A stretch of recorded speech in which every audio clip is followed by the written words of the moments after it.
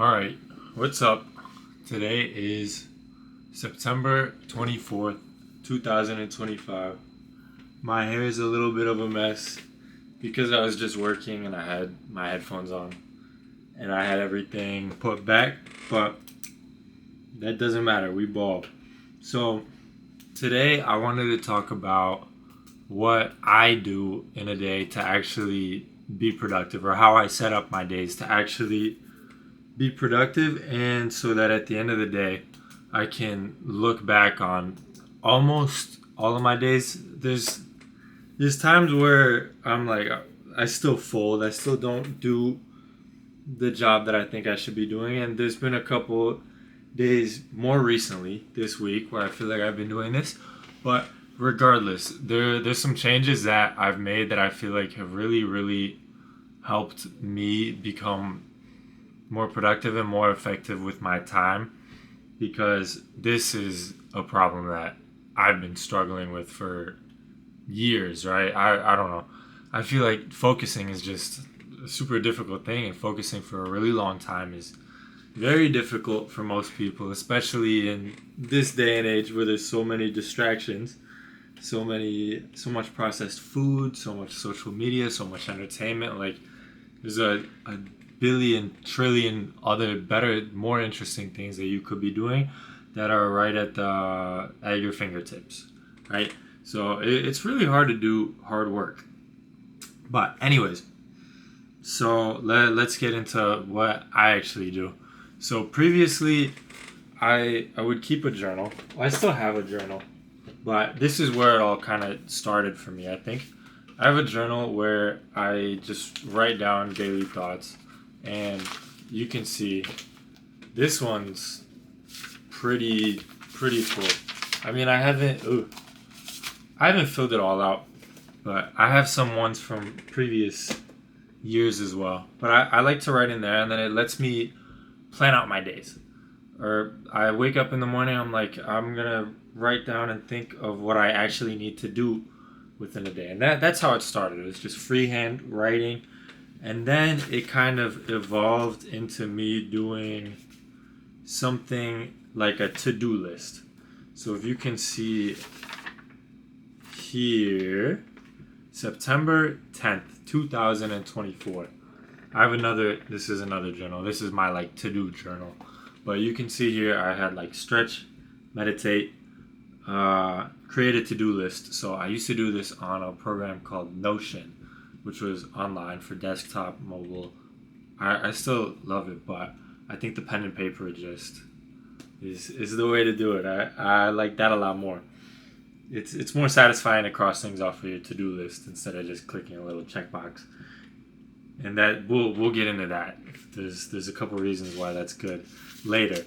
But I used to just have a journal like this, and I used to say like, work on personal project, or work on homework 2 for stats, or something like that. Not very specific. What does work on mean? Am I working for 15 minutes, or am I working for 3 hours? Right? So it's not going to get you a lot of output.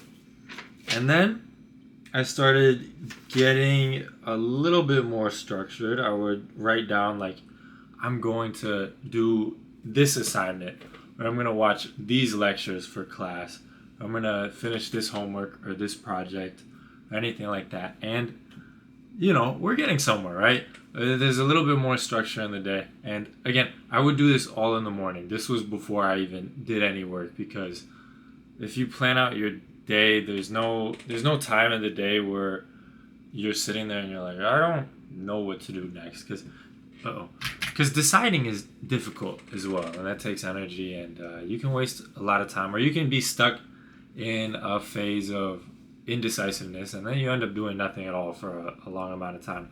So then at some point here I would say like, I'll do this, and it's good, right? But what if I say I want to do stats homework number 4, right? I want to do half of stats homework number 4, and it turns out like that could be like problems 1 through 4, right? And then it turns out you get to problem 4, and problem 4 takes like 4 hours when you thought it was supposed to take like 15 minutes. Also no good. that'll ruin your entire day, right? So there's no way for you to foresee if completing a task is going to take like 15 minutes or it's going to take 3 hours. Like you can have a guess, but if that guess is out of line, maybe even sometimes by a little bit, it'll throw off the rest of your plan. So more recently, I feel like this is where I kind of started to figure it out. Now I have a to-do list, right? But instead of writing down the tasks that I'm going to do, I write down how much time I'm going to allocate for each category of work per day. And then I track that and I monitor that.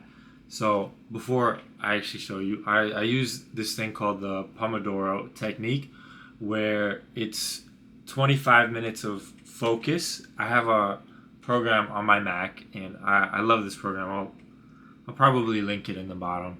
And maybe at some point I'll build my own for all my own needs, and then I'll share that with y'all, because I think there's some things that I can do a little bit better. But I need to actually build it first. Okay. But regardless, I use the Pomodoro technique, and that what it is 25 minutes of focus time and then 5 minutes of rest. Go do whatever. Go to the bathroom, make another coffee, check your phone, whatever, and then 25 minutes and then 5, and then 20 and then 5. And then once you do 4 of those, it's a 30-minute long break. And then that kind of keeps you, it makes things a lot more bite-sized. So if you say, like, I'm going to write this essay, that's 3 hours.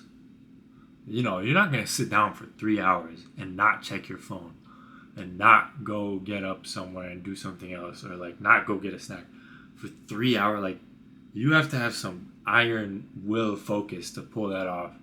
And I certainly don't.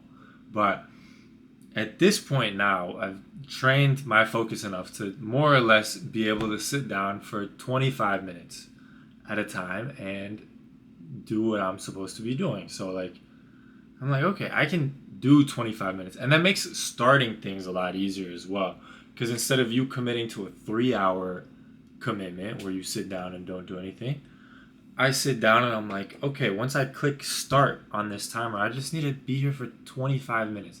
That's not even half an hour. Like, it's pretty simple. It's pretty quick. You know, 25 minutes is this period of time where it's like, I can do it. I can get through this. It's really not too difficult to start. I don't procrastinate on this too much, right? So what I have here, now let's actually get to the good stuff. What I have here is my to-do list, and if you can look, let's find a good example here. Well, I folded on that day. Let's not use that one. Okay, but if we look at like September 16th, 2025, you can see I have Pomodoro blocks and Pomodoro squares for the whole day. So here I said I'm going to do 4 Pomodoros for my algorithms class studying. And then I just need to do 4 25-minute sections, right? And then I do 4 blocks for engineering entrepreneurship. And then I do another 4 blocks for statistics homework. And, like, I have these small bite-sized pieces in the day that I just need to sit down for 25 minutes for to do. So it's like, it's very digestible for me to sit down and get to work, because it's just 25 minutes. And then after that, it's just 25 minutes again, instead of it being 8 hours of work or like 10 hours of work in a day. And then the other thing that I do that I really like, that I feel like helps me, is I gamify it a little bit. I have a little hours section here. So I write down everything that I want to do in the morning, and that's very important as well. Write down, schedule all the work that you want to do in that day. Assign all the work. Some things obviously get thrown into the mix at some point, but schedule everything, because then you know exactly what to do next. Let's say I finish algorithms. I'm not gonna sit there and think like, oh, depending on how I feel, I don't want to do stats right now. I want to go do something else. I want to go do machine learning. I don't want to do anything at all. I want to go on TikTok. Don't do that. Don't give yourself that decision. Don't give yourself that choice to make afterwards, because your will and your motivation may not be as strong towards the end of the day to make good decisions. It definitely won't be. Your willpower goes down throughout the day. So make all those tough decisions at first, and then you don't really have to think about deciding. You don't have to make those decisions for yourself afterwards. Just listen to your scripture here. Just follow, try to follow this to the T. And then, like I said, I like to gamify it a little bit. And then here, like, I fill it out. It's very satisfying for me to check off a box. And that's why I don't do it online anymore, because the pen and paper, checking off the box and then filling up my progress bar throughout the day is, it's rewarding. You know what I mean? I get to look back at the day and I'm like, well, I did 10 and a half hours of focused work today. Like, that's pretty good. The bar's looking pretty full. I like that. I would like to do that again. And like here, I hit 7.5. You can see it's like 2/3 full. We can do better than that. You know what I mean? It's just a stupid little thing, but for me it works, and it might work for you as well, because I don't know. It gamifies it. It's a little bit more fun that way. And then like today, I need to check these boxes off, but I had work in the morning and I did some more studying. So I checked those off, and then I fill up my bar, and then I'm like, okay, I have a little marker here where after I've planned out everything, I said I want to get to 8 hours of work today. I'm like, okay, let's get to 8. Let's just try getting to 8. And then throughout the whole day, I'm thinking, I have this progress bar filled, let's say halfway today. I'm at 4 hours. I have 4 more hours, and then what is the time right now? It's 2 p.m. So in an ideal world, I can be done with all my work at 6. And then I kind of plan my day around this. It makes it really, it makes the future a little bit easier to plan out for me, because if I see, oh, I have 6 hours of work and it's already 5 p.m., that means in a perfect world, I get done at 11. So I'm probably not going to go out and, I don't know, go to the grocery store, like go play volleyball, because I know I need to do this instead. Where otherwise, if you don't really plan out and don't really look ahead, then it might happen that I go play volleyball and then I come home at 8 p.m. and I still have 5 hours of work. I'm going to fold. Like, obviously, I'm not going to do it. I'm not going to stay up till 3 a.m. or whatever it is to finish that. And that's how you let yourself down. And if you don't keep your word to yourself, your faith in yourself and your word to yourself starts to degrade a little bit. And then it's really hard to get that trust in yourself back. So another thing that I would recommend is to start small. I feel like your word to yourself is very important. And it's like in the previous video I mentioned, I feel like this is also kind of like a muscle, like a habit you build. You can build the habit of keeping your own word to other people and keeping your own word to yourself. So like over the past couple of days, I've had to-do lists that I haven't fully completed, and I don't like it. And then I can feel this thought that like, oh, I wrote this down, but since I haven't done it in the past fully, since I haven't followed through in the past fully, I don't have to follow through now, because in reality, nothing happens. You know, I don't study for my exam today. My exam is next week. Like, nothing bad happens, you know. Over a long term, over a long run, then you start to see differences in how different lives pan out when you don't keep your word to yourself and when you don't do the things you're supposed to. But in the short term, there's no downside. It's all fun, right? So what I would recommend is to start small. Don't say like, I'm going to do 12 hours of work today. I've tried to do 12 hours. I can't get there yet. I'm not there yet. I've tried to do 11. 11 is, I don't even know if I've hit 11. I've hit 10. I've hit 10 and a half. But those are some good days. I think, start with like 5. If your day is focused on studying or anything like that. And then once you do 5, you're like, okay, I filled out the whole to-do list. I like this. I'm on a roll. I want to keep on filling out the whole to-do list, and I want to get a streak going. Just like how Duolingo gets you hooked with the streak. It's the exact same thing here. So once you start building that trust with yourself that you're going to get everything that you've written down done, you can slowly put a little bit more on the plate. Because when I've had that positive momentum, there were times where I had 2 hours of work left and it's like 10:30 p.m.